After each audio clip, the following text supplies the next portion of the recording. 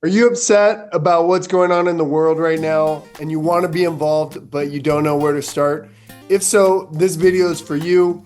I have 10 tips for you on how to get started. We know the world is on fire, wars are raging and escalating, immigrants are being attacked, fascism is on the rise in the United States, but also all over the world. But fortunately, there's also a long history of everyday people like you fighting back and winning, even when the challenges seem impossible.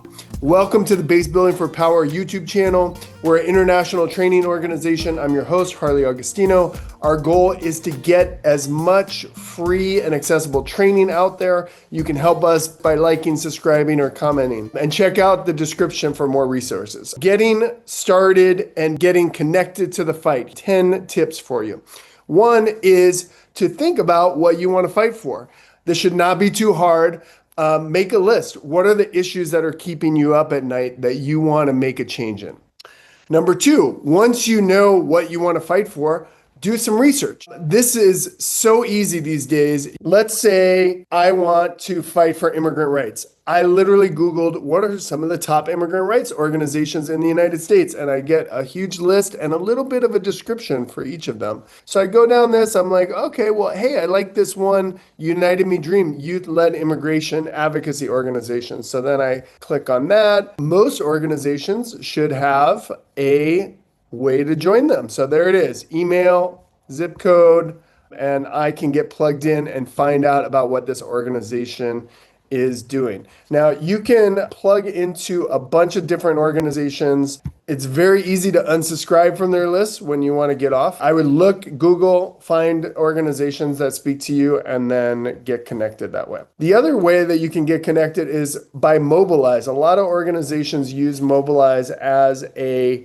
tool to connect with people like you who are not connected yet. Let's say I am in Florida and I just want to know what are potential things in Florida that I can plug into. All I did was put Florida in the search bar and I get tons of opportunities, from Floridians for Peace, demanding a pathway to citizenship for immigrants, healthcare.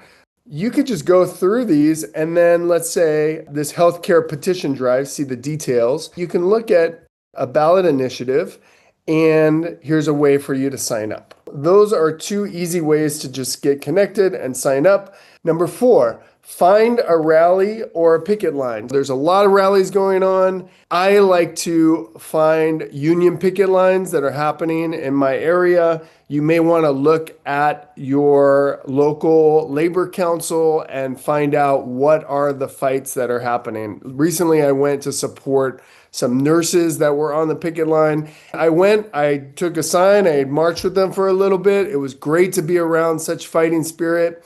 And then I asked who the organizer was, who was a leader that I could talk to. And I said, hey, I'm new, I'm in the community, and I want to support your fight. What can I do? And they told me, don't bring donuts. People just keep bringing donuts. We have 1 million donuts.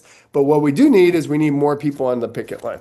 So then I started recruiting my friends to come to the picket line. Number five, get a buddy who also wants to help. You probably know other people who, just like yourself, are trying to figure out a way to get involved.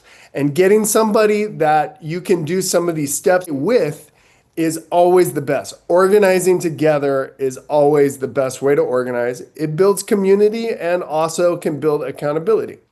Number six, don't expect perfection. So when you show up at some of these organizations, you may not get a perfect onboarding or a perfect training.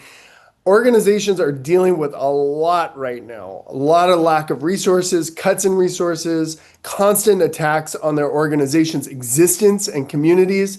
So show up, roll with it, have a good attitude, and then you can try out different organizations to see what fits. And try out different tactics too, even if it's out of your comfort zone. Number seven, get off your phone. In terms of our mental health, you have to really pay attention to your scrolling and whether reading the news and scrolling as much as you are is helping you or hurting you. Personally, I put a timer of 5 minutes of scrolling, 10 minutes of reading the news, because I need to know what's going on. I need to be connected with the main things that are happening. But at a certain point, it is not helpful to me anymore. And the people that I know who are engaged and involved in organizing in some way, in general, their mental health is better than folks who are having a hard time but not connected. Number 8, find a home. This may take some trial and error. You may need to go to a bunch of different organizations. Maybe you're interested in faith-based organizing, or you want to try political organizing, or you want to try union organizing. So I encourage you to try a lot of different organizations. It's kind of like going to college and you don't choose a major right away. You got to try out a bunch of different stuff and then figure out what connects you. But it's really, really important that the ultimate goal is to find an organization that you can really commit to. Number 9, learn from victories. Very easy to research on the internet what documentaries explain union victories or explain immigrant rights victories. There's a long history and there's so much documentation over it. And it's so important that we are connected to that because we can draw inspiration. This is not the first time that immigrants have been attacked or fascism is on the rise. And so we need to learn from victories and draw inspiration from them. Number 10, connect with Base Building for Power. We're a network of over 500 organizers all over the world now. And if you can send us an email at basebuildingforpower@gmail.com, we might actually be able to connect you with somebody who's plugged in, who's a part of our network, and be connected with volunteer opportunities that way. Again, don't forget to like, subscribe, and leave us a comment. We'd love to hear what you think. And thank you for taking this step today to fight for justice.